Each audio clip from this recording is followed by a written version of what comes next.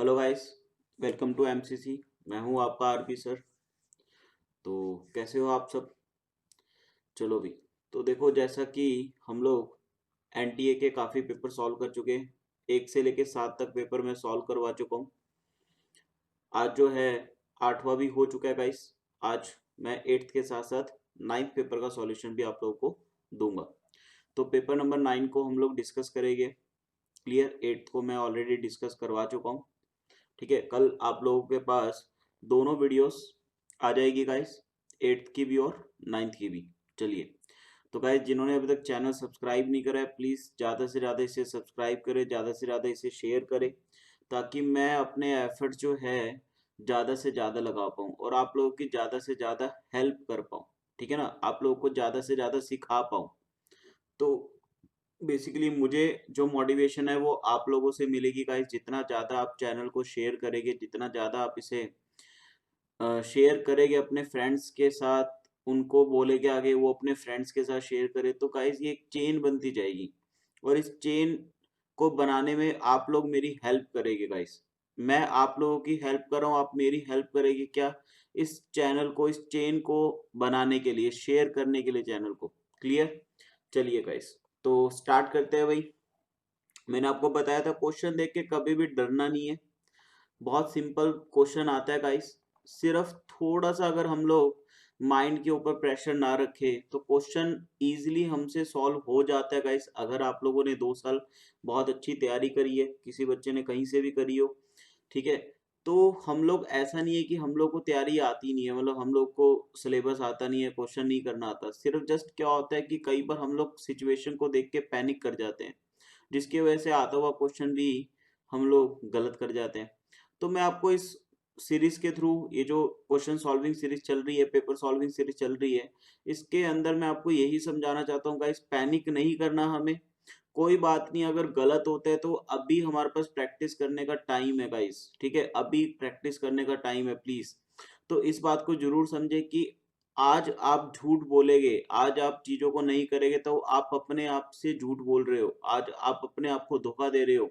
क्योंकि अगर आपने आज चीज नहीं करी ना ये, तो फिर वो टाइम नहीं रहेगा आपके पास कि आप बाद में वो चीज कर लो, पूरा साल खराब जाएगा। इस बार आप देखो, इस बार इतना बढ़िया अपॉर्चुनिटी आपको मिले कि आपको टाइम इतना ज्यादा मिल गया आफ्टर बोर्ड्स आपको बहुत ज्यादा अच्छा टाइम मिलेगा इस पेपर को क्रैक करने का। तो ये आपके गोल्डन अपॉर्चुनिटी है कि विदाउट ड्रॉप आप इस पेपर के अंदर बहुत अच्छा रैंक ला सकते हैं। चलिए फिर, तो वीडियो को हम लोग ज्यादा लंबा नहीं करेंगे गाइस, स्टार्ट करता हूं मैं। तो पहला क्वेश्चन अपन को आईयूपीएससी का है। बहुत सिंपल तरह से सोचो, देखो अब यहाँ पर बहुत सारा बच्चा सोचता है कि यार ओएच तो हम लोग सब्स्टिट्यूएंट की तरह लेते हैं, बट यहाँ पर अगर आप ध्यान से देखो, चारों आंसर में, चारों ऑप्शन में मींस ओल सबसे लास्ट में, इसका मतलब ये जो ओ एच है, ये जो ओ एच है guys, इसको, ये फंक्शनल ग्रुप है यहाँ पर। This is the functional group. Clear?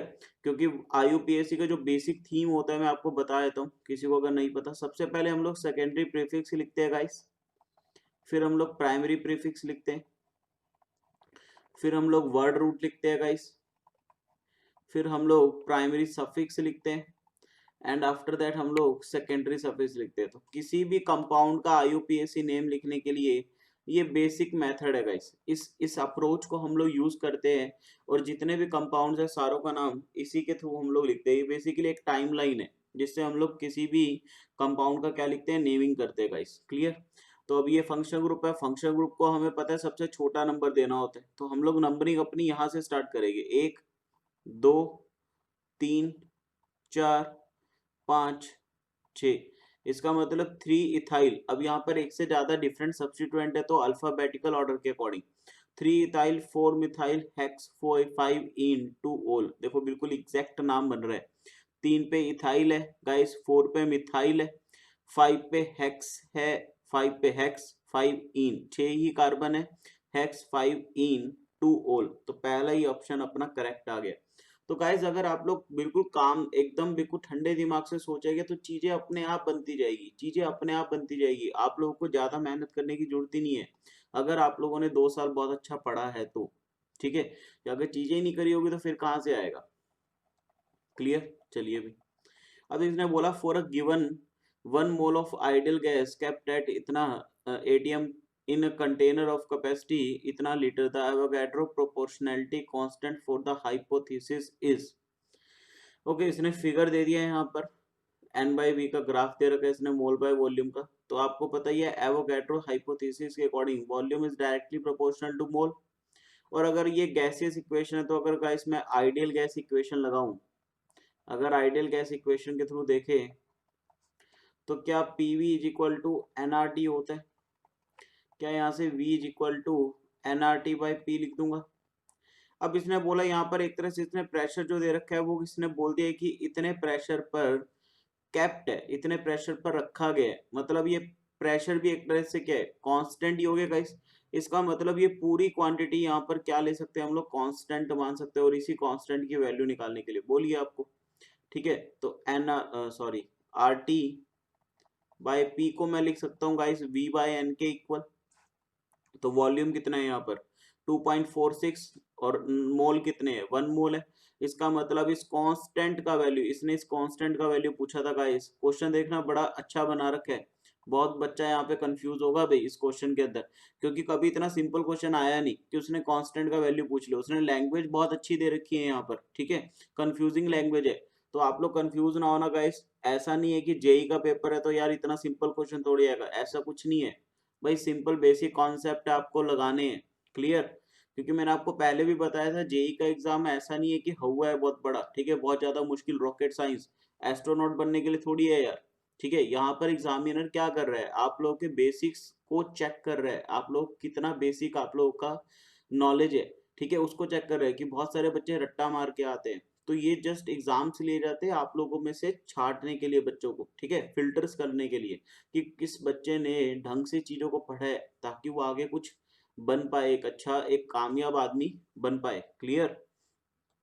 चलिए, तो यहाँ पर ये बी ऑप्शन हमारा सीधा ही दिख रहा है, सेकंड ऑप्शन आ गया।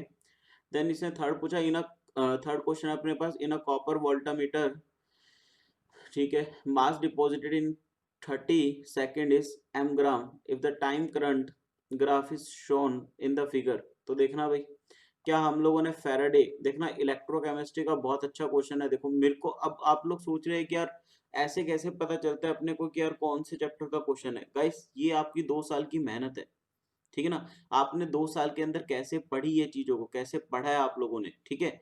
तो ये आपके 2 साल की मेहनत है कि आपने चीजों को कितना ध्यान से पढ़ा है, कितनी चीजों को ध्यान से देखा है।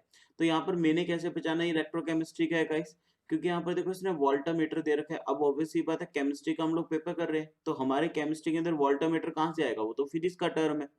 तो हम लोग अब दिमाग एकदम से अपना स्ट्राइक करा गाइस कि इलेक्ट्रोकेमिस्ट्री में हम लोगों ने फैराडे लॉस पढ़े थे। फैराडे लॉस के अंदर वोल्टमीटर आता है, ठीक है। फैराडे लॉस के अंदर भाई वहां पर तो आ सकता है, करंट का काम है, तो वोल्टमीटर आ गया, ठीक है। तो इसका मतलब यहाँ पर लग रहा है, अब इसने बोला 30, इसका जो 30 सेकेंड टाइम पे इसने कॉपर डिपॉजिट मास एम ग्राम दिया। तो क्या यहाँ पर फैराडे फर्स्ट या सेकंड लॉ लगेगा? फर्स्ट लॉ के अकॉर्डिंग अपन बोलते हैं कि मास जो होता है वो इक्वल टू जेड इंटू, क्या होता है गाइस, जेड इंटू, बताओ बताओ भाई, क्यू। जेड इंटू क्यू होता है भाई। जेड क्या होता है, electrochemical equivalent. This Z is called the electrochemical equivalent, clear. इसने निकालने के लिए क्या बोला, इसने अपन को निकालने के लिए बोला what is the electrochemical equivalent of CO. इसका मतलब इसको यही निकालना है गाइस, जेड ही निकालना है अपन को, इसका मतलब पहला लॉ ही लगेगा। अब देखो चार्ज क्या होता है गाइस, चार्ज होता है करंट इनटू टाइम। अब इसने, आप देखो इसने करंट और टाइम का ग्राफ दिया है, इसका मतलब ये आपसे ग्राफिकल सॉल्व करवाना चाह रहे चीजें। तो क्या यहाँ पर मैं Q को लिखूंगा, मैं यहाँ पर निकालूंगा, इसका इंटीग्रेशन करूंगा आई डी टी। और आपको पता है कि ग्राफ के अंदर जब इसका इंटीग्रेशन, इंटीग्रेशन का मतलब सम करना, बहुत सारी चीज का निकालना, तो एरिया अंडर द कर्व, आपने मैथ्स में पढ़ा होगा गाइस, मैथ्स की एप्लीकेशन यहाँ पे लगेगी, area under the curve, clear. तो एरिया अंडर द कर्व है, तो इसका मतलब ये जितना भी ये ग्राफ जो दे रखा है ये सब एरिया हम लोगों को कैलकुलेट करना है। अब कैलकुलेट करने, देखो अब ऐसे तो कोई ये फिगर अपने को दिख नहीं रही कि मतलब यार ऐसी कोई, ऐसा तो हमने कोई ऑब्जेक्ट नहीं पढ़ा ना मैथ्स में जिसका एरिया मैं डायरेक्ट लिख दूं। तो इसका मतलब इसने देखो ये लाइंस ना बड़ी सोच समझ के लगाई है, इसने बहुत चालाकी से क्वेश्चन बनाया। इसने लाइंस लगाने का मीनिंग क्या है, ये लाइन से ये भी शो कर रहा है कि रीडिंग्स क्या है, और इस लाइन से अपन अपन अब क्या दिमाग लगाएंगे यहाँ पर कि देखो इतना इतना एरिया अगर मैं देखूं इतने इतने एरिया को, तो क्या ये आपको ट्रायंगल नजर आ रहा है? इसका मतलब अगर मुझे पूरे एरिया अंडर द ग्राफ निकालना है तो मेरे को इसको 3 पार्ट में तोड़ना पड़ेगा, यहाँ पर उसका ज्यादा आसान है। तो यहाँ पर अगर मैं एरिया निकालूंगा इस, तो स्टार्टिंग में मेरे को ट्रायंगल दिख रहा है, ट्रायंगल का एरिया कितना होता है हाफ, बेस बेस कितना है 10, इंटू का हाइट, हाइट कितनी है गाइस 100, इसने दे दी है 100। अब यहाँ पर ये मिली एम्पियर में दे रखे है, इसको अपन एम्पियर में करेंगे गाइस, तो इंटू 10⁻³ करेंगे। Clear? Is that clear guys? तो यहाँ से कितना आ गया ये 500 इंटू 10⁻⁻3, तो ये आ गया गाइस 0.5 एम्पियर, ठीक है, सॉरी 0.5 आ गया ये एरिया, ठीक है ना, this is the area, meter square में आएगा। क्लियर? अब आगे देखते हैं एरिया। दूसरा अपन क्या करेंगे, इसको बाद में ऐड करेंगे। अब ये वाला एरिया लेना है मुझे, ये स्क्वायर दिख रहा है, स्क्वायर का क्या होता है फॉर्मूला, यहाँ पर सॉरी स्क्वायर नहीं है, it is a rectangle, square नहीं कह सकते, रेक्टेंगल बोलेंगे। ठीक है, तो यहाँ पर एरिया मेरे को ब्रेड्थ दिख रही है 10, हाइट दिख रही है मेरे को 100 इंटू 10⁻³ तो कितना हो गया 1000, 1000 इंटू 10⁻³ तो ये तो 1 ही हो गया गाइस। क्लियर? तो 1000 इंटू 10⁻³ इंटू 10⁻³ तो कितना हो गया ये, तो 1 आ गया गाइस। क्लियर? उसके बाद आगे अपन को क्या दिया गाइस, आगे ये ट्रेपीजियम है, this is the trapezium guys. Trapezium का फॉर्मूला क्या होता है एरिया निकालने का, half sum of parallel side into height. तो सम ऑफ पैरेलल साइड कौन सी है भाई, ये पैरेलल साइड मुझे 2 दिख रही है, तो देखो भाई half sum of parallel side कितनी है 100, 200, तो 300 हो गया, 200 प्लस 100 300 इंटू का ये रहा 10 बेस, ठीक है ना, तो 10, तो ये आ गया भाई हाफ, तीसरा एरिया क्या निकलेगा यहाँ निकाल रहा हूँ हाफ 300 इंटू का 10, तो ये 5 पे है 1500, 1500 इंटू 10⁻³ तो ये आ गया गाइस 1.5, तो 1.5 हो गया, 1 हो गया, 2.5, 2.5 और 0.5 3 हो गया, मतलब टोटल एरिया जो आ गया वो 3 आ गया गाइस। टोटल एरिया कितना आ गया 3। टोटल एरिया क्या था अपना, ये टोटल चार्ज था, तो यहाँ से चार्ज की वैल्यू कितनी आ गई 3, इसका मतलब जेड क्या आ गया अपना m/3, तो अपना बी ऑप्शन आ जाएगा guys m/3। Clear? Clear guys? चलिए आगे देखते हैं। अगला क्वेश्चन है the solubility of AgBr in water in 0.01 molar CaBr2, 0.01 molar KBr and इतना AgNO3 S1 S2 S3 S4। इसने 4 सॉल्युबिलिटी दे दी अपन को, इसने बोला then the order of the solubility. देखो भाई गाइस बहुत सिंपल क्वेश्चन है बट लॉजिकल है भाई, देखना यहाँ पर 2 चैप्टर के कॉन्सेप्ट एक साथ मिक्स करेगा ये, ठीक है। वैसे तो आप लोगों ने प्रैक्टिस अगर कर रखी होगी इस पार्ट की तो ज़्यादा बढ़िया, ठीक है। आयनिक इक्विलिब्रियम का ये पार्ट है गाइस, सॉल्युबिलिटी वाले पार्ट से। देखो अगर मैं इसको स्टार्टिंग में वाटर में डिप करता हूँ गाइस, अगर AgBr को मैं एक्वस मीडियम में डालता हूँ तो ये Ag प्लस एक्वस बनेगा, Br माइनस एक्वस बनेगा। तो इसने इसमें कोई इसकी कोई कंसंट्रेशन नहीं दी, यहाँ पर हमने मान लो इसकी सॉल्युबिलिटी मान ली S1। अब इसने बोला इसी AgBr की सॉल्युबिलिटी जब मैं CaBr2 में चेक करूंगा, CaBr2 भाई इसके सॉल्यूशन में डाल दिया। क्लियर? अब ये कैसे ब्रेक करा भाई, ये ब्रेक करा कैल्शियम +2 + 2Br माइनस में। सपोज इसकी सॉल्युबिलिटी मैंने S2 मान ली, क्या अगर मैं यहाँ पर देखूं तो Br माइनस यहाँ पर कॉमन आ रहा है गाइस, Br माइनस वाले आयन कॉमन आ रहे। अगर कॉमन आ रहे हैं तो यहाँ पर एक बात तो आपको कंफर्म है कि कॉमन आयन टेस्ट तो लगेगा, कॉमन आयन टेस्ट लगेगा। और आप लोगों को पता है गाइस कॉमन आयन की वजह से ये जो ब्रोमीन की कंसंट्रेशन है यहाँ पर बढ़ जाएगी, ब्रोमीन की कंसंट्रेशन क्या हो जाएगी, बढ़ जाएगी। और आपको पता है कि ये रिएक्शन गाइस इक्विलिब्रियम में होती है, ठीक है ना, दिस इज इन इक्विलिब्रियम, ठीक है। तो आपको पता है कि यहाँ पर ब्रोमीन की कंसंट्रेशन बढ़ेगी, तो अकॉर्डिंग टू ली चार्टलियर हम लोग इक्विलिब्रियम कंडीशन पर लगाते हैं गाइस। अगर प्रोडक्ट की कंसंट्रेशन बढ़ रही है तो इसका मतलब रिएक्शन कहाँ जाएगी, सब बैकवर्ड जाएगी। अगर रिएक्शन बैकवर्ड जाएगी तो इसका मतलब सॉल्युबिलिटी घटेगी।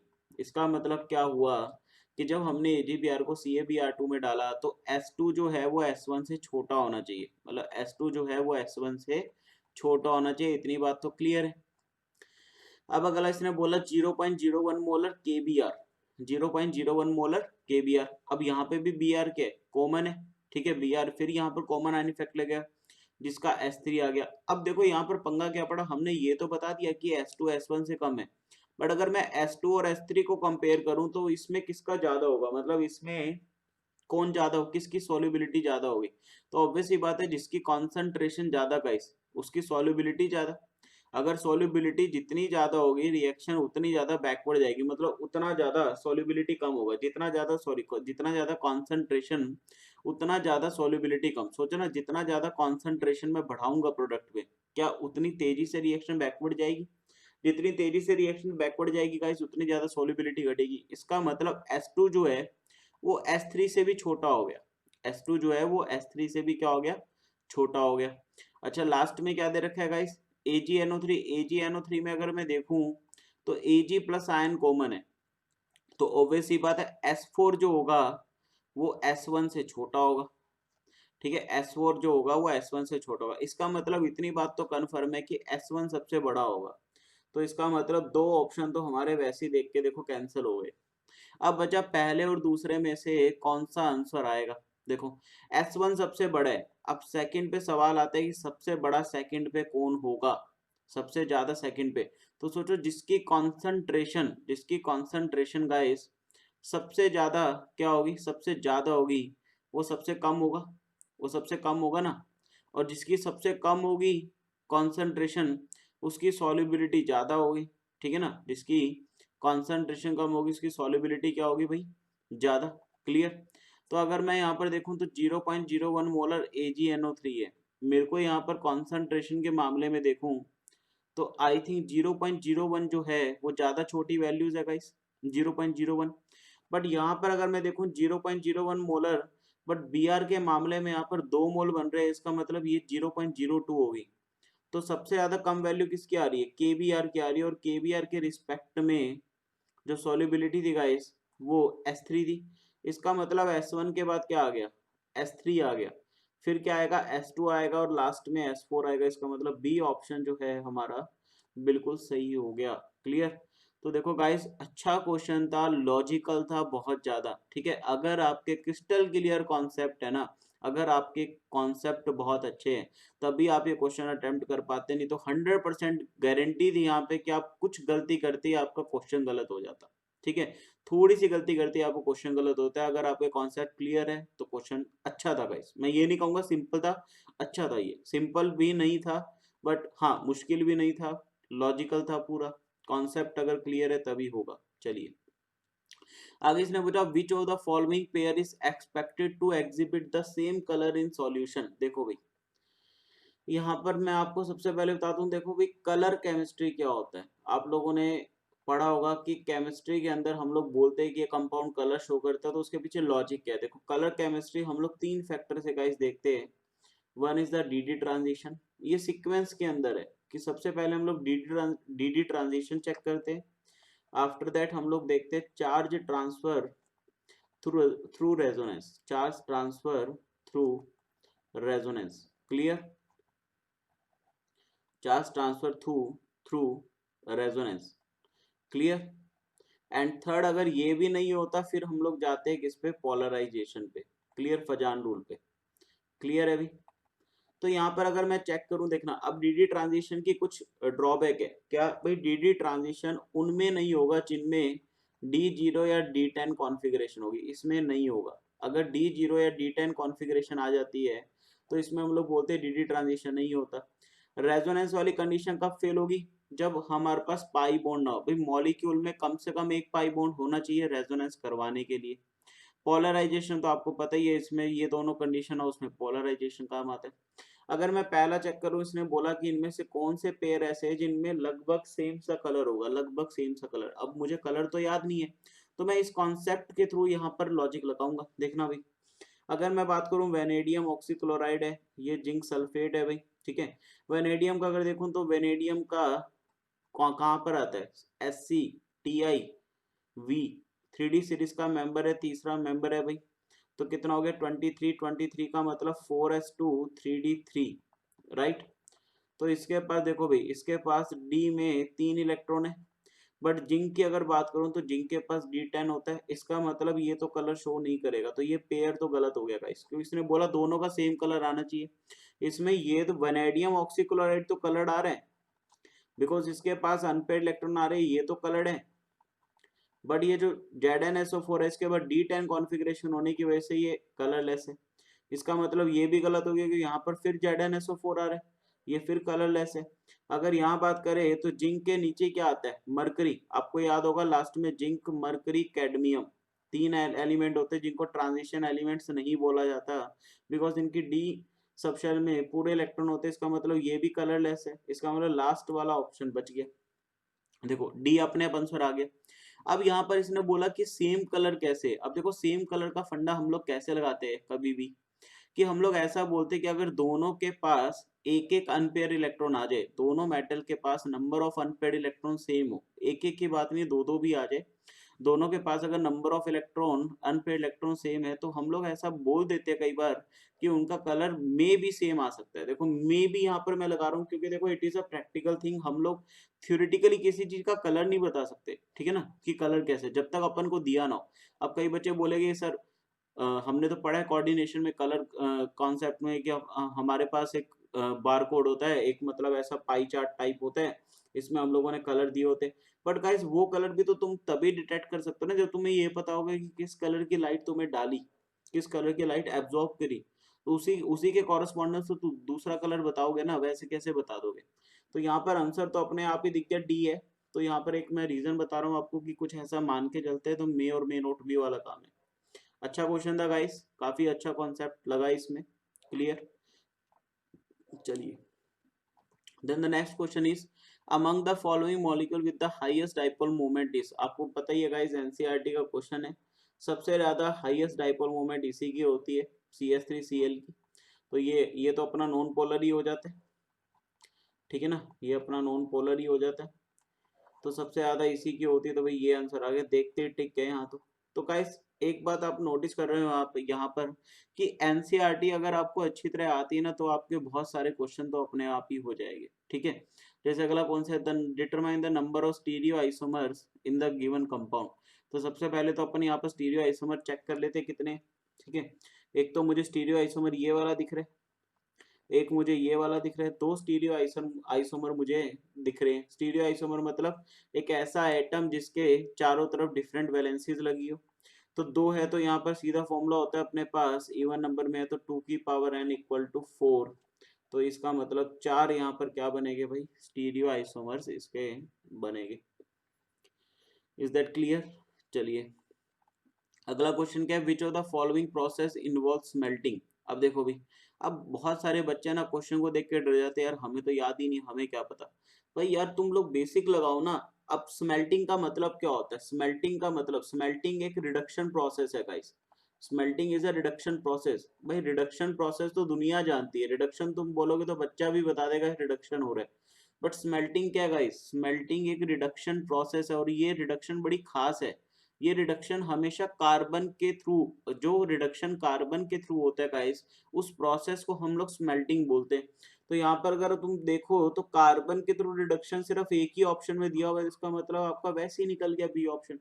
इसका मतलब क्या है कि आप सिर्फ डेफिनेशन के बेस पे यहाँ पे आंसर बता दोगे, ठीक है, और कोई तरीका ही नहीं है, सिर्फ डेफिनेशन के बेस पे आप बता सकते हो इसका आंसर, और कैसे कर लोगे और, ठीक है गाइस। चलिए अगला क्वेश्चन है, विच of the following is not formed in the iodoform reaction. आपको पता ही है भैया आयोडोफॉर्म रिएक्शन इंपॉर्टेंट है। उसके अंदर क्या बनता है अपना, लास्ट में CHI2 बन जाता है ना, राइट। ठीक है, पहले CH2I होता है, CH2I से अपना CHI2 बन जाता है, मतलब दो हाइड्रोजन निकल जाते हैं।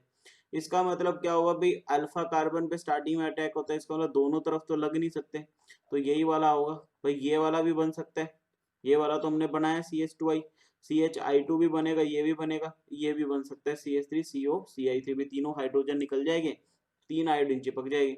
इसका मतलब यही नहीं बन सकता, तो इसका मतलब ये हमारा आंसर आ गया। देख रहे हो कई क्वेश्चन ऐसे आते हैं जो देखते ही सॉल्व हो जाएंगे अगर आपके कॉन्सेप्ट्स अच्छे हैं तो। आगे क्या दिए, the compound A on heating gives a colorless gas and a residue that is dissolved in water to obtained B। ठीक है, इसने दे दिया एक कंपाउंड जिसको हीट करा तो उसने कलरलेस गैस दी एक, ठीक है भाई, एक कलरलेस गैस दी, यहाँ पर मैंने लिख लिया इसने कलरलेस गैस दिया, एंड अ रेजिड्यू, और साथ में इसके एक रेजिड्यू भी बच गई भाई, ठीक है, that is dissolved in water to obtain B. मतलब इसने क्या बोला कि इस रेसिड्यू को जब वाटर में ट्रीट करा, वाटर से भिगोया, तो वापिस से इसने ए कंपाउंड बना लिया, मतलब वापिस से ए बन गया, ओके, ठीक है। इसने बोला कि नहीं, a residue that is dissolved in water to obtain B, sorry वापिस ए नहीं बना, इसमें कोई इसने बोला कि बी कंपाउंड बना। अब इसने बोला इस excess of CO2 is bubbled through aqua solution of B, तो इसका मतलब इसने क्या बोला, इस बी वाले में अगर हम लोग एक्सेस CO2 एक्सेस में है भाई, अगर ये डाल दे तो इससे कोई नया कंपाउंड सी बन रहा है, C is formed which is recovered in the solid form, मतलब ये सॉलिड के अंदर है भाई, सॉलिड फॉर्म के अंदर है। अब सॉलिड सी जो है उन जेंटल हीटिंग, मतलब इस सी को हमने नॉर्मल हीट करा गाइस, तो इसने वापिस से ए कंपाउंड दे दिया, मतलब घूम फिर के ये ए वाले कंपाउंड पे आ रहा है। अब देखो भी इनमें से अगर मैं, चलो इसमें एक एक करके स्टार्ट करते हैं, जैसे मान लो नीचे से ले हम लोग कैल्शियम सल्फेट और टू वाटर के मॉलिक्यूल है। आपको पता है गाइस, जब भी कोई कंपाउंड हाइड्रेटेड आता है, मतलब जिसके पास वाटर और क्रिस्टलाइजेशन वाला पार्ट होता है, तो स्टार्टिंग में इसको हीट करेंगे तो CaSO4 अलग निकल जाएगा और .2H2O वाटर अलग निकल जाएगा, क्लियर। अब कैल्शियम सल्फेट बच गया, तो इसका मतलब डी तो बिल्कुल भी नहीं हो सकता, इसने बोला कलरलेस गैस निकल रही है, ठीक है। दूसरा देखिए K2CO3 गाइस, K2CO3, अगर K2CO3 की बात करूं, पोटेशियम कार्बोनेट, तो आप लोगों ने पढ़ा होगा गाइस, आप लोगों ने थर्मल स्टेबिलिटी पढ़ी होगी, तो K2CO3 जो होता है वो थर्मली स्टेबल होता है, नॉर्मल हीट से वो नहीं टूटता, ठीक है ना, नॉर्मल हीट से वो नहीं टूटता। Na2CO3 की बात करूं तो Na2CO3 जो है वो, अगर मैं इसको बोलूं तो ये Na2O और किस में टूट जाए, अगर मान लो CO2 में, ये भी थर्मली स्टेबल होता है वैसे तो, बट अगर Na2O को मैं पानी में भिगोऊं तो ये NaOH बनाएगा, NaOH के अंदर CO2 बनाऊं तो अब ये रिएक्ट नहीं करेगा यहाँ पर, ठीक है ना, NaOH को बिल्कुल करेगा, NaOH और CO2 का अगर रिएक्शन कराऊं तो आपको आरबी ट्रिक याद है, मैंने आपको बताया था, जब भी NaOH आ जाए और साथ में नॉन मेटल का ऑक्साइड आ जाए तो CO2 में वाटर बनाओ, तो यहाँ पर क्या बनेगा Na2CO3, Na2CO3, तो Na2CO3 वापस बन गया गाइस, यहाँ पर देख रहे हो, जैसे ही यहाँ पर NaOH आया, CO2 के साथ रिएक्ट करा, ये वापस से क्या बन गया Na2CO3, जबकि यहाँ पर कोई नया कंपाउंड बनना चाहिए था, इसका मतलब ये भी नहीं हो सकता, इसका मतलब बचा कौन, कैल्शियम कार्बोनेट। अब जरा चेक करके देखो, कैल्शियम कार्बोनेट को अगर मैं हीट करूं तो ये किस में कन्वर्ट होगा, बिल्कुल कन्वर्ट होगा calcium oxide plus CO2। CO2 आप सबको पता है कि एक कलरलेस गैस है, ठीक है, कार्बन डाइऑक्साइड। CaO हमारा रेजिड्यू होगा, रेजिड्यू को वाटर में मिलाया, अपन को पता है यहाँ से क्या बनेगा, CaOH whole twice calcium hydroxide बन गया, इसे सिलेक्ट लाइम भी बोलते हैं। अब यहाँ पर इस सिलेक्ट लाइम को जब CO2 एक्सेस इसमें पास करी तो ये क्या बना लेगा भाई, ये CaHCO3 होल ट्वाइस, ये बना लेगा कैल्शियम बाइकार्बोनेट, ठीक है। अब ये इसने बना लिया, अब CaHCO3 ट्वाइस को जब हीट करेंगे तो ये वापस से CaCO3 में कन्वर्ट जरूर होगा, क्लियर, क्योंकि आपको पता है बाइकार्बोनेट कैसे ब्रेक करते हैं, एक तो कार्बोनेट बनाते हैं, CO2 बनाएंगे और वाटर निकालेंगे, इसका मतलब कैल्शियम कार्बोनेट हमारा एकमात्र आंसर है, क्लियर।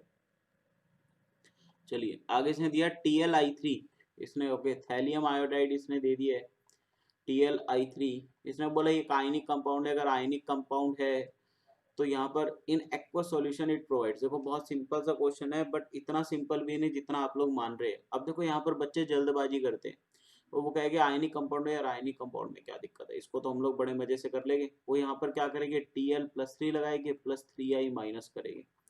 बहुत सारे बच्चे, मैं बता रहा हूँ 80 to 90% बच्चा जो है ना, 80 भी छोड़ो, मैं यहाँ पर बता रहा हूँ 88 to 90%, और भी ज्यादा मैंने मार्जिन कम कर दिया, 90% बच्चा इस क्वेश्चन को गलत अटेम्प्ट करके आएगा। क्यों, आपके पास जैसी आयनिक कंपाउंड है, आपको आदत पड़ी हुई है क्या भाई ऐसे ही टूटता है, तो आपके अकॉर्डिंग आप सही हो भाई, टूटना आपके अकॉर्डिंग आप सही तोड़ा आपने, तो ऐसे आप लोगों ने तोड़ दिया। बट अगर आप लोगों को ध्यान हो कि थैलियम जो है इसके ऊपर इनर्ट पेयर इफेक्ट लगता है, because it is the member, it is the last member of group 13 family, और आपको पता है इनर्ट पेयर इफेक्ट लास्ट वाले मेंबर पे बहुत अच्छा लगता है।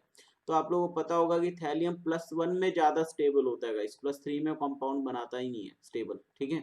तो अगर +1 में ज्यादा स्टेबल होता है इसका मतलब थैलियम +1 और I3- आएगा यहाँ पर, इसका मतलब ए ऑप्शन आ जाएगा।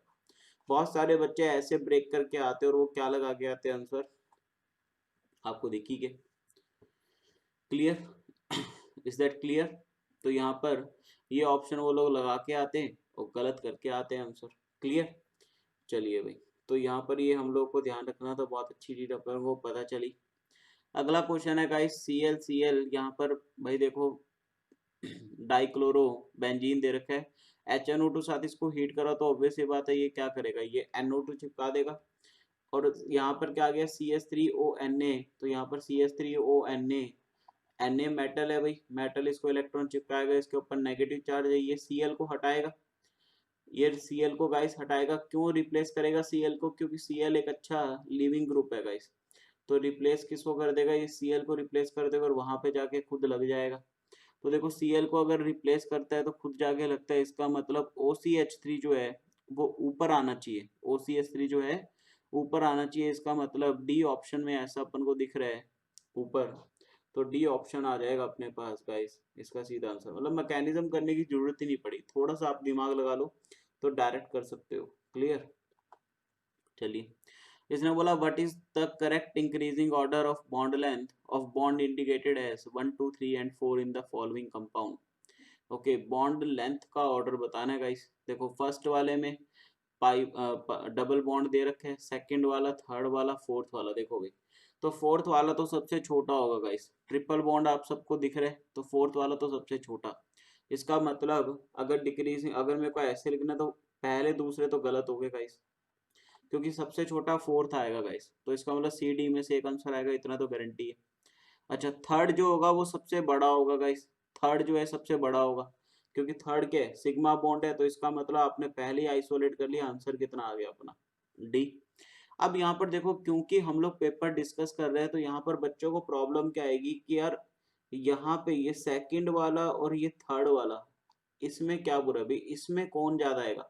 हमने थर्ड ज्यादा बोल दिया, सेकंड भी तो सिग्मा बॉन्ड दिख रहा है हमें, थर्ड वाला अपन ने सिग्मा बॉन्ड कंसीडर करा, उसकी उसकी लेंथ हमने ज्यादा कर दी, तो यार सेकंड वाले पे कौन सा पाई बॉन्ड लगा हुआ है, वो भी तो सिग्नल दिख रहा है। बट अगर आप ध्यान से देखिए सेकंड वाले पे हमारी हाइपर कंजुगेशन हो रही है गाइस। हाइपर कंजुगेशन भी क्या होता है, एक रेजोनेंस ही होता है, बट नो बॉन्ड रेजोनेंस होता है, नो बॉन्ड रेजोनेंस होता है, तो हाइपर कंजुगेशन की वजह से यहाँ पर पार्शियल डबल बॉन्ड करेक्टर आएगा, जिसकी वजह से थर्ड वाले से बॉन्ड लेंथ छोटी हो जाएगी, क्लियर। इसका मतलब D option. Reaction Kp2 and Z gas से P gas plus Q gas respectively are in the ratio 1:9, if the degree of dissociation of X and Z be equal, then the ratio of the total pressure at these equilibrium। तो देखना भी guys, तो question हम लोगों ने read करा कि equilibrium constant Kp1 दे रखा है for the reaction Kp2 and इतना। तो यहाँ पर इसने देखो एक दिक्कत यहाँ पर ये है गाइस कि अगर हम लोग क्वेश्चन को ध्यान से रीड करें, इसने Kp1 दे दिया और Kp2 दे दिए, बट इसने रिएक्शन एक ही दिए यहाँ पर, इसने मतलब लिखा हुआ है the equilibrium constant Kp1 for the reaction, मतलब इसने रिएक्शन के आगे ना रिएक्शन दी नहीं कि Kp1 कौन से रिएक्शन के लिए डिफाइन है, और इसने दे रखा है Kp2, ये एंड जो है ना ये एंड Kp2 के बाद आना चाहिए था, मतलब Kp2 एंड पहले आना चाहिए था, सॉरी, एंड Kp2 इस रिएक्शन के लिए Kp2 डिफाइन है गाइस, ये जो रिएक्शन है Z से लेके P प्लस Q, इसके लिए एक्चुअली Kp2 डिफाइन है, तो इसने जब पहले रिएक्शन दे नहीं रखी है तो हम लोग यहाँ पर निकाल ही नहीं सकते, फिर तो इसने 1:9 डाटा दे दिया नीचे, बट इसने पहली रिएक्शन नहीं दे रखी कि पहली रिएक्शन है क्या। इसका मतलब ये क्वेश्चन क्या होना चाहिए, बोनस होना चाहिए, क्योंकि जब तक हमें पहली रिएक्शन नहीं पता होगी हम लोग निकाल ही नहीं सकते क्वेश्चन, ठीक है। चलिए, इसने बोला the correct statement on the isomerism associated with the following complex ion.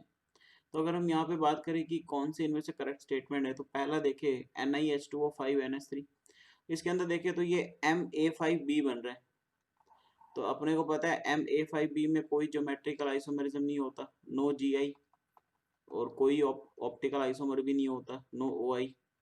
इसका मतलब स्टीरियो तो नहीं है। स्ट्रक्चरल देखे तो स्ट्रक्चर में भी कोई नहीं आएगा इसमें, ना हाइड्रेटेड, ना आयोनाइजेशन, ना कोऑर्डिनेशन, ना लिगेंड, कुछ भी नहीं आएगा इसमें, मतलब पहले वाले में तो नहीं है। दूसरे वाले में देखें Na4B2, Ma4B2 में तो अपन को पता है कि होता है, एक बार सिस हो जाएगा, एक बार ट्रांस हो जाएगा, इसके अंदर होगा। सी के अंदर देखो Ma3B3, तो आपको तो याद ही होगा इस Ma3B3 स्पेशल केस है, इसके अंदर एक आइसोमर को हम लोग मर बोलते हैं और एक को फैक बोलते हैं। तो यहाँ पर मर और फैक बनते हैं, इसका मतलब बी और सी आइसोमेरिज्म शो करेगा ज्योमेट्रिकल। तो यहाँ पर लिखेगा अपन, नहीं ऑप्टिकल नहीं करेगा, ये ऑप्टिकल दोनों ही नहीं करेंगे, क्योंकि यहाँ पर क्या आ जाएगा, पीओएस आ जाएगी गाइस, प्लेन ऑफ सिमेट्री आ जाएगी। क्लियर। तो हमने लिखे B and C show only geometrical isomerism, D आ जाएगा गाइस। क्लियर। चलिए, इसने दिया the de Broglie wavelength of an alpha particle at voltage V is given. Alpha particle, ठीक है भाई, सिंपल क्वेश्चन है गाइस। तो हम लोग क्या निकाल लेंगे, लैम्डा इज इक्वल टू, हम लोग एक्सप्रेशन डायरेक्ट पढ़ते हैं, H is equal to H upon root 2m Q V, where Q is the charge. Charge इसने 2 यूनिट का दिया ही हुआ है गाइस, तो 2 इलेक्ट्रॉन का चार्ज इसने दिया हुआ है, तो 1.6 कर देंगे अपन। तो वह यहाँ से वैल्यू पुट कर लेते हैं, 6.626 into 10⁻⁻34 joule second upon root 2। Mass कितना निकालेंगे, मास क्या है 4 यूनिट का है, मतलब 4 अल्फा पार्टिकल, तो 4 यूनिट का मास है, तो 4 इंटू अपन यहाँ पर क्या करेंगे, एक प्रोटॉन या न्यूट्रॉन का मास लिखेंगे, तो हम लोग लिख देते 24 ग्राम में, इंटू का कितना हो गया भाई, चार्ज कितना है 1.6 इंटू 10⁻⁻19 वी वोल्ट। ठीक है, तो यहाँ से आप लोग निकाल ही लेंगे भाई, ठीक है ना। वी आपको निकालना था गाइस, लैम्डा और वी के अंदर एक्सप्रेशन आपको दे रखे हैं, तो यहाँ से आप सॉल्व कर लीजिएगा, जो आंसर आएगा वो आपका आंसर हो जाएगा गाइस। इसने बोला an amino acid having isoelectric point below 7। Okay, किसी अमाइनो एसिड का भाई आइसो इलेक्ट्रिक पॉइंट जो है वो बिलो 7 दे रखा है guys. When kept in an alkaline medium present in an electric field will show migration toward, okay। तो आपको पता ही है गाइस, अमाइनो एसिड चैप्टर अगर आप लोगों ने पढ़ा हो तो अल्केलाइन मीडियम के अंदर, मेडिकल वालों को तो पता होगा ये, क्योंकि बायो वाले के तो अमाइनो एसिड बहुत ज़्यादा दे रखे हैं, बायो वालों को तो बहुत ज़्यादा पढ़ना होता है अमाइनो एसिड के बारे में। तो उन्हें पता होगा अल्केलाइन मीडियम में ये जो है ज्विटर आयन जो है, ज्विटर आयन जो है वो प्रोटॉन लूज करता है, लूज प्रोटॉन।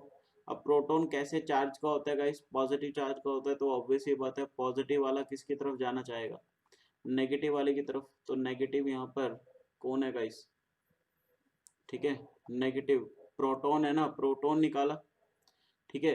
तो यहाँ पर जो ऑप्शन आएगा गाइस, मैं गलत बोल गया क्या, तो यहाँ पर कैथोड नेगेटिव है, एनोड पॉजिटिव है, इसका मतलब ए ऑप्शन आ गया। क्लियर है, इज दैट क्लियर गाइस। चलिए आगे चलते हैं, ठीक है। Amino acid having iso electronic point, मेरे को एक बार गलत लग रहा है गाइस, ये मैं आई थिंक गलत कर रहा हूँ यहाँ पर। रुके एक बार दोबारा इसको देखते हैं, इसको मैं एक बार इरेज कर देता हूँ, इसको एक बार दोबारा देखते हैं। मुझे लग रहा है कि गलत हम लोगों ने कॉन्सेप्ट ले लिया है। इसने बोला आइसो इलेक्ट्रॉनिक पॉइंट पे below 7 at 25 degree Celsius when kept in an alkaline medium present in an electric field show migration toward. अच्छा, माइग्रेशन किसकी तरफ करेगा, तो हम लोग इतना पता है कि ज्विटर आयन जो होता है, ज्विटर आयन भाई प्रोटॉन को लूज करेगा, ठीक है ना, प्रोटॉन को लूज करेगा,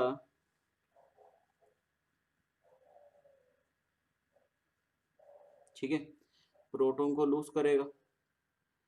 अच्छा, एक मिनट गाइस, ज्विटर आयन जो है यहाँ पर,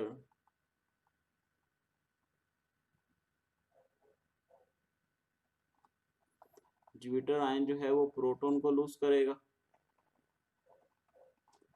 ठीक है, लूज प्रोटॉन, एंड ये क्या करेगा, अच्छा इलेक्ट्रिक फील्ड है ना यार, सॉरी, ठीक है, यहाँ पर इसने दे दिया इलेक्ट्रिक फील्ड, तो फील्ड के चक्कर में ये जो एनोड की तरफ नहीं, कैथोड की तरफ जाएगा ना, क्योंकि नेगेटिव चार्ज की तरफ जाएगा ना, ये नेगेटिव चार्ज की तरफ जाएगा, ठीक है। एनोड तो यार खुद पॉजिटिव होता है ना, कैथोड नेगेटिव होता है, ठीक है। तो यार फिर तो हम लोग यही बोल रहे हैं वापस, सॉरी मैं गलत बोल गया, कैथोड नहीं एनोड की तरफ जाएगा ये, क्योंकि बाहर इलेक्ट्रॉन है ना, बाहर नेगेटिव है, बाहर नेगेटिव चार्ज है, तो ये पॉजिटिव की तरफ भागेगा, पॉजिटिव इलेक्ट्रोफील्ड की तरफ जाएगा, सॉरी एनोड आएगा गाइस इसका answer. Clear, clear, sorry. Then the next question is केमिस ऑप्शन क्या होता है भाई, इरिवर्सिबल नेचर का होता है, सीधा ही पता है अपन को। ये जो है, ये जो इरिवर्सिबल नेचर है ये गलत हो गया, सॉरी केमिस ऑप्शन जो होता है वो रिवर्सिबल नेचर का होता है। इसके अंदर अपन को इसका बात जो बतानी थी वो ये बतानी, इनमें से गलत कौन सा है। तो मेरे को पहले ही दिख गया, पहले ही एक सिंगल चॉइस ऑप्शन है गाइस ये। तो रिवर्सिबल नेचर का होता है केमिस ऑप्शन, इरिवर्सिबल होता नहीं है, ठीक है। मैं गलत फिर बोल गया guys, sorry, sorry for the mistakes guys. Actually क्या है ना, बहुत ज़्यादा हेक्टिक शेड्यूल रहता है मेरा, तो थोड़ा सा माइंड मेरा काम नहीं करा एकदम से। इसमें इसने पूछा केमिस ऑप्शन के बारे में, 4 पॉइंट लिख रखे हैं। Cummins option actually physios option जो होता है वो रिवर्सिबल होता है, क्योंकि वो वीक वंडरवाल फोर्स के थ्रू होता है। ये तो केमिकल बॉन्ड के थ्रू जुड़ा होता है, तो वो रिवर्सिबल कैसे हो जाएगा, सॉरी सॉरी, ठीक है। तो इट इज इरिवर्सिबल, इरिवर्सिबल ही होगा ये। तो इसने पहला दिया हुआ है वीक अट्रैक्टिव इंटरेक्शन, मतलब ये तो गलत है। Decrease with the increase of temperature, नहीं भाई गलत है, क्योंकि स्ट्रॉन्ग है ना, स्ट्रॉन्ग है ना। तो involves multi layer formation of adsorbent on adsorbent, नहीं सिंगल मोनोलेयर बनाता है, इसका मतलब इरिवर्सिबल इन नेचर। ये वाली बात सही है बिल्कुल, ठीक है, करेक्ट वाली बतानी थी। क्लियर, आगे।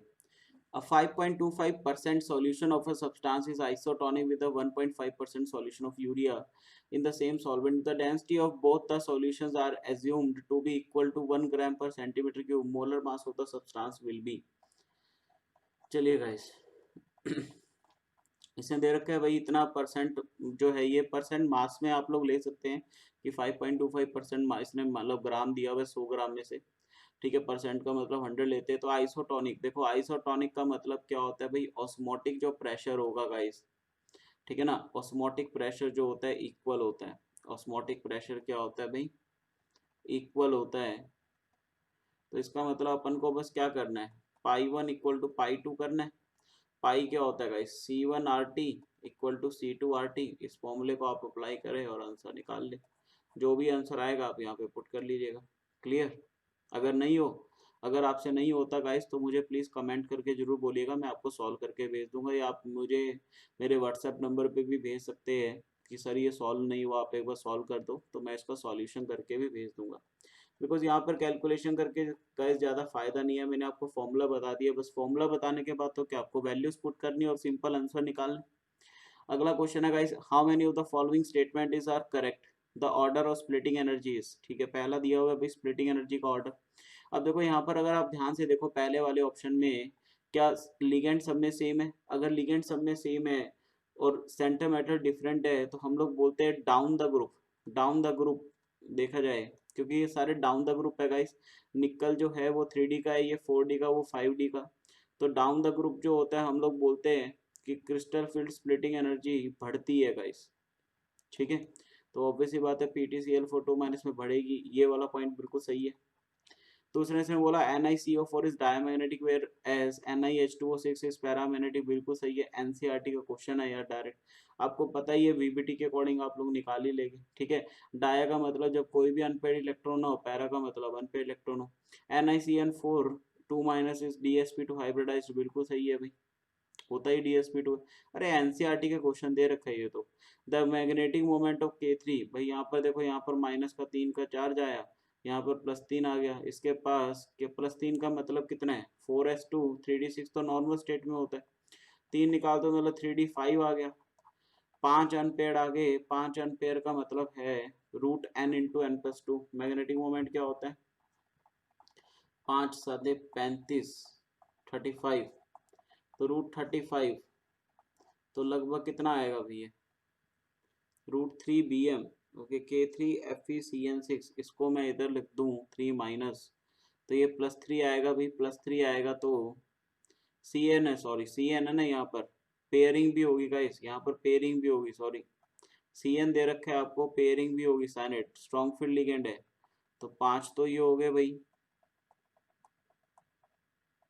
ठीक है, ये 2 में पेयरिंग हो गई है भाई, एक बच गया यहाँ पर, अनपेयर्ड एक बच गए, एक अनपेयर्ड बच गया तो √3 आ गया, बिल्कुल सही है। फोर्थ वाला पॉइंट भी सही है, क्योंकि स्ट्रॉन्ग फील्ड लिगेंड है ना, तो पेयरिंग तो करवानी है अपन को, तो √3। इसका मतलब इसका आंसर कितना आ गया, चारों ही पॉइंट सही है बिल्कुल, तो 4 आंसर आएगा। आगे देखें, 1 mole of an ideal monoatomic gas is mixed with 1 mole of an ideal diatomic gas. भाई देखना, अपने को क्या निकालना है, सीवी निकालना है भाई, सीवी। अब देखो सीवी और डिग्री ऑफ फ्रीडम में आपको मैंने रिलेशन बताया था, जिन बच्चों ने मेरा क्रैश कोर्स ज्वाइन करा था, फ्री क्रैश कोर्स जो मैंने पढ़ाया था 2 महीने, ठीक है, बिल्कुल फ्री थी, डेली क्लास लगती थी गाइस, हफ्ते भर क्लास चलती थी उसके अंदर, 7 दिन। तो हम लोगों ने पूरे 2 महीने में पूरा सिलेबस करा था, ठीक है। तो मैंने आपको बताया था सीवी और डिग्री ऑफ फ्रीडम में रिलेशन होता है F/2 NR। अब इसने मोल तो 1 दे दिया, इसका मतलब ये एन की वैल्यू तो 1 रखेगी। तो मोनोएटॉमिक के लिए कितना होता है गाइस, आप लोगों को पता हो तो 3/2R। और डाई एटॉमिक के लिए कितना होता है भाई, डाई एटॉमिक के लिए 5/2R। कैसे मुझे पता भाई, डिग्री ऑफ फ्रीडम आपको कैलकुलेट करना आता होगा। मोनोएटॉमिक के लिए 3 होती है और डाइटोमिक के लिए 5 होती है। उसमें डाइटोमिक कौन कौन सी है, वाइब्रेशनल तो अपन काउंट ही नहीं करते, रोटेशनल 2 होती है, ट्रांसलेशनल 3 होती है, ठीक है। तो अब यहाँ पर देखो इसने ये कर दिया, ठीक है भाई। अब इसने बोला molar specific heat of the mixture, mixture का दिया है भाई, तो मिक्सचर का अपन निकालेंगे तो जैसे एवरेज मोलर मास निकालते हैं वैसे ये निकाल लेंगे एवरेज। तो मिक्सचर का निकालेंगे, कैसे निकालेंगे भाई, 3/2R इंटू का 1 एक मोल है, 5/2R इंटू का 1 नीचे 2, तो ये कितना आ गया भाई, ऊपर आ गया 8/2, 8/2 इंटू का 2, तो ये 2 पे ही बच गया, 2 बच गया, तो इसका मतलब सीवी जो आ गया वो 2R आ गया गाइस। आर अब कैलोरी में है, कैलोरी में आर की वैल्यू 2 होती है, इसका मतलब 4 आंसर आ गया, क्लियर, 4 कैलोरी। चलिए भाई, the number of oxygen atom shared पर SiO4 4- भाई 2 ही होते हैं, देखते ही क्वेश्चन हो गया गाइस, 2 होते हैं भाई, ठीक है। टेट्राहेड्रन में 2 होते हैं भाई, simple. Calculate the percent of packing efficiency in simple cubic unit cell, भाई 52 पॉइंट कुछ समथिंग होती है, 52% कुछ समथिंग होती है, आप निकाल भी सकते हैं। पैकिंग एफिशिएंसी का मतलब क्या होता है गाइस, कितना वॉल्यूम एटम्स ने एक क्यूब का ऑक्यूपाई कर रखा है, that is called the packing efficiency. कैसे निकालते हैं, volume of atom upon volume of unit cell. Unit cell हम लोग क्यूब लेके चल रहे हैं, तो उसका तो वॉल्यूम कितना हो गया, A क्यूब, क्लियर, इंटू, अच्छा परसेंट में निकालना है, इंटू 100 करेंगे भी, तो एटम को स्फीयर मान लेते, 4/3 πr क्यूब, और नीचे क्या आ गया, यूनिट सेल A क्यूब। अब आपको पता है SCC के केस में A=2R होता है, बस आप सॉल्व कर लेंगे 52% आ जाएगा। उससे अगला क्वेश्चन दिया हुआ गाइस, 1 मिनट में वाटर ब्रेक लेना चाहूँगा, थोड़ा सा गला सूख रहा है मेरा, ठीक है, तो मैं 2 मिनट, चलिए गाइस। तो देखते हैं क्वेश्चन क्या है, how many of the following compounds will form acetic acid on reaction with acidic KMnO4, ठीक है भाई, अपन को बताना है। पहला दे रखा है prop 1 in, मतलब CH3CH डबल बॉन्ड CH2, यहाँ से डबल बॉन्ड हटाएंगे, बिल्कुल बन जाएगा। पहले वाला अपन को दे देगा भाई एसिटिक एसिड, पहले वाला तो है मैदान में। 2 मिथाइल ब्यूट 2 इन, तो ब्यूट बनाना है अपन को, 2 मिथाइल, यहीं पे मिथाइल रखा है, यहीं पे ये लगा रखा है, ब्यूट 2 इन, यहाँ से टूटेगा C डबल बॉन्ड O। तो यहाँ पर गाइस देखो, यहाँ पर क्या बनेगा, एक तो एसीटोन दिख रहा है मुझे, CH3 C double bond O, यहाँ पर डबल बॉन्ड O लगेगा CH3, और साथ में ये दूसरा भी एसिटिक एसिड बना लेगा, बिल्कुल बिल्कुल बना लेगा, ठीक है, फर्दर ऑक्सीडाइज करके, तो ये भी बना लेगा, इसका मतलब ये भी हो जाएगा। 2 methyl propene, 2 methyl propene, 2 methyl propene का मतलब यहाँ आ गया ना, ये क्या बनाएगा, इस सिर्फ कीटोन बनाएगा, ओनली कीटोन फॉर्म करेगा, क्योंकि नंबर ऑफ कार्बन कम है, ये बनाएगा नहीं। ब्यूट टू इन ये वाला, ये बना लेगा गाइस, ये बना लेगा, ठीक है, ब्यूट टू इन बना लेगा। साइक्लोहेक्सीन, साइक्लोहेक्सीन, साइक्लोहेक्सीन, ये भी नहीं बनाएगा, क्लियर। इसका मतलब आंसर कितना आ गया, 3 आ गया, देख रहे हो, इसका 3 आंसर आ गया। तो ये था गाइस अपना पेपर नंबर 9। काफी क्वेश्चन अच्छे थे गाइस, इसके अंदर काफी क्वेश्चन अच्छे लगे मुझे, ठीक है। अच्छे इस बेस पे लगे कि मतलब उसमें काफी कॉन्सेप्चुअल भी थे, काफी ट्रिकी भी थे, और लॉजिकल भी इसने डाल रखे थे एक दो, तो अच्छे क्वेश्चन थे गाइस, क्लियर। बट एनसीईआरटी में काफी क्वेश्चन दे रखे थे एज इट इज, काफी सारे क्वेश्चन एनसीईआरटी के थे गाइस, मोस्टली ऑर्गेनिक और इनऑर्गेनिक तो एनसीईआरटी से बाहर इसमें दे ही नहीं रखी। ये भी क्वेश्चन एनसीईआरटी का आपके एनसीईआरटी बुक में दे रखा है, इसलिए मैंने फटाफट कर दिया, आप लोग चाहे देख सकते हैं। तो वही मैं कह रहा हूँ आपको बारी बारी गाइस, एक चीज मैं आपको हमेशा बोलता हूँ कि एनसीईआरटी सबसे पहले करनी जरूरी है। आप लोग कोई भी एक्स्ट्रा बुक कर रहे हैं उससे पहले आपको एनसीईआरटी भी कुछ सॉलिड तरीके से आनी चाहिए। जिस बच्चे को एनसीईआरटी अभी तक नहीं आती है अच्छी तरह, क्योंकि हमारी आदत होती है गाइस, हम लोग क्या करते हैं, हम लोग बड़े बड़े शहरों में पढ़ने चल जाते हैं, कोई बच्चा कोटा पढ़ने चल गया, कोई दिल्ली पढ़ने चल गया, है ना। और वहां जाके हम लोग ये भूल जाते हैं कि एनसीईआरटी हम लोग करनी छोड़ देते हैं। इनफैक्ट हम लोग बुक सॉल्व ही नहीं करते, हम लोग क्या करते हैं, कोचिंग इंस्टीट्यूट का मटेरियल ले लेते हैं, वो मटेरियल इतना ज़्यादा होता है गाइस सीरियसली, कि अपन को टाइम ही नहीं मिलता। बट मैं सही बता रहा हूँ गाइस, अगर आपको रैंक क्रैक करनी है ना, अगर आपको क्रैक करना है एग्जाम रियली, तो नोट्स तो ठीक है, चलो आप मटेरियल सॉल्व करो, मैं ये नहीं कहता हूँ मटेरियल खराब है, किसी कोचिंग इंस्टीट्यूट का मटेरियल खराब है, अभी कोटा में मैं भी पढ़ा के आया हूँ 2 साल, ऐसा नहीं है कि मटेरियल खराब है, या दिल्ली में जितने भी ब्रांड्स हैं उनका मटेरियल खराब है, मटेरियल सबका अच्छा है गाइस। बट मेन बात ये है कि आपके कॉन्सेप्ट कितने क्लियर है। आपने कभी ये सुना है किसी इंस्टीट्यूट में टीचर को बोलते हुए कि बेटा एनसीईआरटी तुम्हें नहीं करनी, सिर्फ तुम्हें हमारे नोट्स करने हैं। अगर कोई इंस्टीट्यूट में ऐसा टीचर बोलता है ना कि सिर्फ हमारा मटेरियल करो, एनसीईआरटी करने की जरूरत नहीं है, तो देन वो आपकी रैंक पहले ही गिरा रहे हैं गाइस, ठीक है ना, वो आपको पहले ही गुमराह कर रहे हैं कि यार एनसीईआरटी ना पढ़ो, एनसीईआरटी में कुछ नहीं होता, उससे पेपर आता नहीं, आप हमारा मटेरियल करो, उससे कोई फायदा नहीं है बेटा, कोई भी फायदा नहीं है। तो या तो ये हो कि इंस्टीट्यूट्स ने अपने मटेरियल के अंदर ऑलरेडी एनसीईआरटी के सारे क्वेश्चन डाल रखे, तब तो वो आपको कह देगा, तब तो बात ठीक है कि आप उसका मटेरियल कर लो, आपकी एनसीईआरटी कवर हो रही है। बट मैं आपको बता रहा हूँ कि ये बात भी ना, मतलब अगर उसने क्वेश्चन डाल भी रखे तो मेरे अकॉर्डिंग क्या है, जो मैं मतलब सोचता हूँ गाइस, मैंने आज तक जितने भी बच्चों को पढ़ाया सब बहुत अच्छी अच्छी रैंक से निकले, बहुत सारे बच्चे। तो मैं हमेशा बच्चों को एक बात कहता हूँ गाइस कि एनसीईआरटी की थ्योरी को जरूर रीड करो। मतलब 2 साल के अंदर आप चाहे कोई रेफरेंस बुक पढ़ो चाहे ना पढ़ो, रेफरेंस बुक की कभी भी थ्योरी ना पढ़ो गाइस। रेफरेंस बुक सिर्फ किस लिए होता है, एक आधा टॉपिक कोई एक्स्ट्रा आ गया कि ये हमें समझ नहीं है, उसकी उस चीज के लिए होता है। बच्चे क्या करते हैं, रेफरेंस बुक को ही अपनी बेस बुक बना लेते हैं, वो एनसीईआरटी तो पढ़ते ही नहीं है, वो रेफरेंस बुक को अपनी क्या कर लेते हैं, बेस बुक बना लेते हैं और उसको रीड करना स्टार्ट कर देते हैं। अब वो इतनी मोटी मोटी बुक्स होती है कि बच्चा उसको थोड़े टाइम पढ़ता है, शौक शौक में नई बुक लाता है, थोड़े टाइम पढ़ता है और उसके बाद छोड़ देता है। फिर वो सोचता है नहीं यार, मैं कोचिंग इंस्टीट्यूट में कोचिंग ले तो रही हूँ, टीचर मुझे मटेरियल दे तो रही है, मैं इसको भी कर लूंगा तब भी मैं पार हो जाऊंगा, क्योंकि वहां पर तो बोलते ही यही है। तो ठीक है गाइस, वो एक्चुअली क्या होता है, कोचिंग मटेरियल उन बच्चों के लिए होता है जो बच्चा ऑलरेडी बहुत अच्छा होता है, जिसको सिर्फ चाहिए क्या होता है कि उसको मटेरियल मिल जाए, उसके डाउट्स ले ले।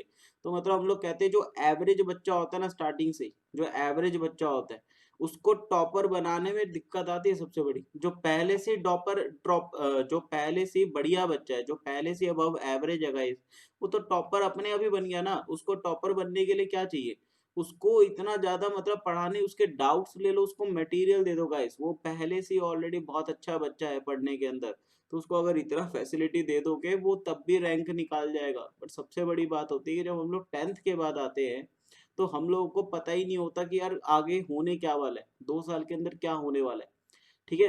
कोटा के अंदर इतने सारे बच्चे आते हैं गाइस, इतने सारे बच्चे आते हैं, स्टिल मैं 2 साल वहां पर रह के आया, तो मैंने बहुत सारी चीजें नोटिस करी, ठीक है ना। बच्चों को इनफैक्ट मतलब आधे तो भीड़ चाल की वजह से आते हैं कि यार मेरा दोस्त आया कोटा में तो मैं भी चलूंगा तैयारी करने, ठीक है। बच्चों के 10th में 70% नंबर आ रहे हैं, 70% के बावजूद भी वो कोटा में पढ़ाई करने आ जाते हैं। यार एक बात बताओ ना सिंपल सी, कि 70% नंबर तुम अगर ला रहे हो, साइंस में तुम्हारे नंबर अच्छे नहीं है, तो क्या गारंटी है तुम आगे आईआईटी निकाल जाओगे। ठीक है, मैं आपको डिमोटिवेट नहीं कर रहा, बट मैं आपको गाइड कर रहा हूँ यार। कोटा कोई आपको ये थोड़ी है कि जड़ी बूटी घोट के पिला देता है आपको कोटा, ठीक है। वहां पे भी पढ़ने वाले बच्चे का ही सिलेक्शन होता है, ठीक है ना। ऐसा नहीं कि उनके पास दवाई है कि वो आपको जाके ना घुट्टी पिलाते हैं और आप लोगों को वहां से हर किसी का सिलेक्शन हो जाता है। ऐसा कुछ नहीं है यार, मैं बुराई नहीं कर रहा, बट मैं आपको एक समझा रहा हूँ चीज, कि बच्चे अपने पेरेंट्स को डंडा दे देते हैं गाइस कि 10th के बाद मुझे तो कोटा जाना है भाई, मुझे अगर आईआईटी पढ़नी है तो मुझे तो कोटा भेजो, मुझे तो कोटा भेजो। या बच्चा बोलता है मुझे तो दिल्ली आकाश में भेज दो, मुझे तो यहाँ जाना है, मुझे वहां जाना है। तो यार ये रट किस लिए लगा रहे हो आप? अगर आपके शहर में अच्छी कोचिंग फैसिलिटीज है, देखो उन शहर में बात माने कि जिनमें अच्छी कोचिंग फैसिलिटीज है ही नहीं, अगर आपके शहर में अच्छी कोचिंग फैसिलिटी है देन आप भी अपने शहर से पढ़ के यार निकाल सकते हो। ऐसा नहीं है कि मतलब वहां पे बहुत ज्यादा अच्छा है, ठीक है, वहां पे हर किसी का सिलेक्शन हो जाता है। आपने देखो यार कितने बच्चों का होता है, ठीक है, जो बच्चा ऑलरेडी बहुत अच्छा है पढ़ने में उसी का सिलेक्शन होता है, या जो बच्चा नहीं भी अच्छा है स्टार्टिंग में बट अगर वो 2 साल कंसिस्टेंटली मेहनत करता है बिल्कुल एकदम, उसी का निकल लेता है ना। ऐसा थोड़ी है कि भैया हमारे को कुछ आता नहीं है हम तो कोटा जाके पढ़ने लग जाते हैं और वहां पे जाके अपन बोल दे कि अपना तो सिलेक्शन हो गया, ठीक है ना। ऐसा थोड़ी होता है यार, मजाक थोड़ी है कोई, ठीक है। आईआईटी क्लियर करना है भाई, आईआईटी में सिलेक्शन लेना है, मजाक थोड़ी। सोचो मजाक होता तो यार आज हर कोई ना निकाल के बैठा होता। फिर दुनिया में इतना इतने कॉलेजेस खुले हुए, इतने प्राइवेट कॉलेजेस खुले हुए, इतने क्यों खुले? फिर तो आईआईटी में हर किसी का सिलेक्शन हो जाता तो सारे आईआईटीएन होते, फिर आईआईटीएन नॉन आईआईटीएन में क्यों भेदभाव करा जाता है, ठीक है। तो इसका मतलब क्या है यार, आपके ऊपर सब कुछ डिपेंड करता है। इंस्टीट्यूट का रोल है, बिल्कुल है। कोटा आपको एक कंपटीशन दे रहा है बिकॉज वहां पे बच्चा बहुत ज्यादा है तो आपको लगता है कि आपका कंपटीशन है। अरे यार जब तुम पढ़ोगे ही नहीं तो तुम्हारा कंपटीशन किसके साथ होगा? किसी के साथ नहीं होगा। फिर तुम्हारे को वहां पे तुम्हारी कैटेगरी के भी बच्चे मिलेंगे, तुम अपनी कैटेगरी के बच्चों के साथ ही कंपटीशन करते रहोगे पूरे साल और तुम्हारा सिलेक्शन होगा नहीं, ठीक है। क्यों? क्योंकि तुम उस लेवल तक तो कभी आए नहीं ना जो जहां पर बच्चे टॉपर बैठते हैं, जहां पर जिस लेवल पर टॉपर उनके कंपटीशन को तो तुमने कभी फेस ही नहीं करा। तो जब तुम्हारा कंपटीशन ही तुम्हारे से नीचे वाले बच्चों का है, तुम्हारे जैसे 7 बच्चों के साथ है, तो तुम कभी निकाल ही नहीं पाओगे, ठीक है। तो इस सच्चाई को समझो गाइस, मैं बारी बारी आपको एक ही चीज बोल रहा हूँ कि प्लीज हाथ जोड़ के विनती है आपसे कि क्वेश्चन को देखते कभी भी पैनिक नहीं करना। स्पेशली जो बच्चे मेरे क्रैश कोर्स के अंदर थे गाइस, 70 से 80 बच्चे थे और मैंने एक वीडियो भी बनाई है, आप लोगों के पास जल्दी शेयर होगी वो वीडियो, ठीक है। मैं फेसबुक के पे डाल दूंगा पेज पे, आप लोग मेरे पेज को लाइक कर सकते हो और उस पर देख सकते हैं। मेरे पास एक कोटा में एक बच्चा पढ़ता था, 2 साल उसने कोचिंग लिया, उसकी मतलब पूरी स्टोरी है। उसने मेरे को फोन करके बोला कि सर मैं आपका बहुत बहुत आभारी हूँ कि आपने मेरे को मतलब बिल्कुल मतलब मेरे को एक तरह से जीवन दान दे दिया। उसने मतलब मेरे को ये बोला life changer, life saver, sorry, life saver उसने वर्ड बोला। तो लाइफ सेवर का मतलब क्या है कि जान बचाने वाला आदमी। तो वो स्टोरी क्या है, मैंने किस तरह से उसकी लाइफ बचाई, इसको आप जरूर उस वीडियो के थ्रू देखिए। बहुत अच्छा वीडियो है, आपको बहुत ज्यादा अच्छा वो लगेगा, क्योंकि ऐसी स्टोरी आप लोगों के साथ भी होगी, ठीक है ना। ऐसी स्टोरी आप लोग के साथ भी हो सकती है, क्लियर। तो उस वीडियो को जल्दी देखिएगा, जल्दी वो आपके पास आएगी वो स्टोरी। मैं जल्दी से उसको शेयर करूंगा आप लोगों के साथ, ठीक है guys. Okay bye bye, take care and best of luck for your 2020 exam. Okay guys, bye and best of luck again.